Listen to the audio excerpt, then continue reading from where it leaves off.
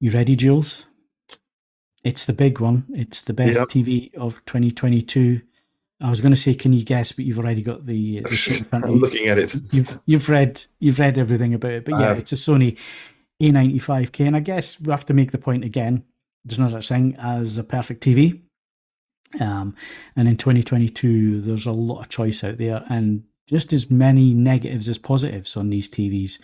They all have their own little attributes that they do Yeah, slightly better than the other, whether it's design, whether it's speakers and sound, whether it's the image quality, whether it's added color volume, or it's got more HDMI 2.1 ports. Whatever it is that you're looking for, I'm sure you will find what you're looking for out there in the market this year. But in terms of a perfect TV, there's no such thing. no. Why does the Sony get best TV of the year? Is just down to picture quality. And you might be thinking, well, you've just awarded the Panasonic home cinema TV and the G2 a living room TV. What makes the differences here? Why is the Sony the one that stands out in front? And again, it comes down to that subtle color volume Yeah. advantage that it has with QD OLED. And the other thing that people are not talking about, which I think is a big thing when it comes to OLED panels, and Jules, you look at a lot of these in professional Yeah. environments as well as a consumer, is how clean the Yeah. panels are I was on the going to QD. mention that.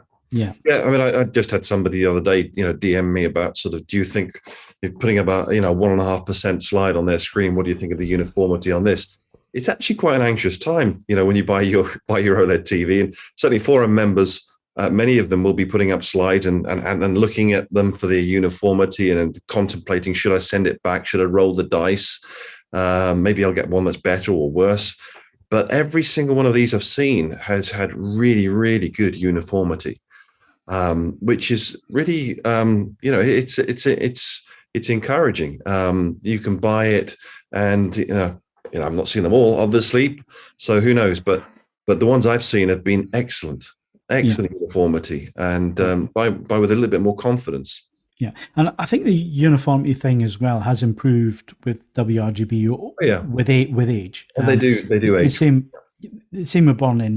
If you're looking at a C7 or a C6, you're going to get more burn-in. It's an older generation. Yeah, They hadn't quite learned all the mitigation that needs to be in place with OLED panels. And of course, the way OLED panels are made now.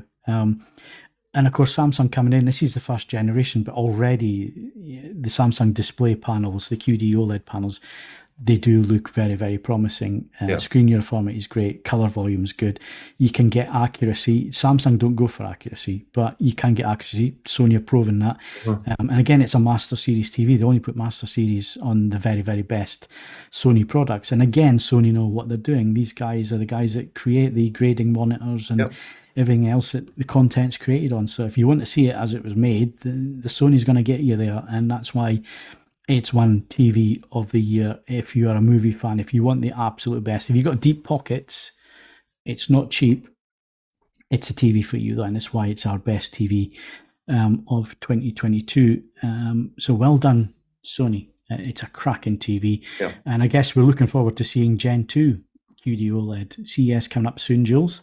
Yeah, well, let's see if they can bring a bigger panel out, because 65 inches for a lot of people now is it's on the small side, isn't it? 65 inches too small. Yeah, We need bigger 77-inch QD OLEDs. That's what we need. I'm getting a dirty look from the other half now. 65's enough, I think, for this room anyway.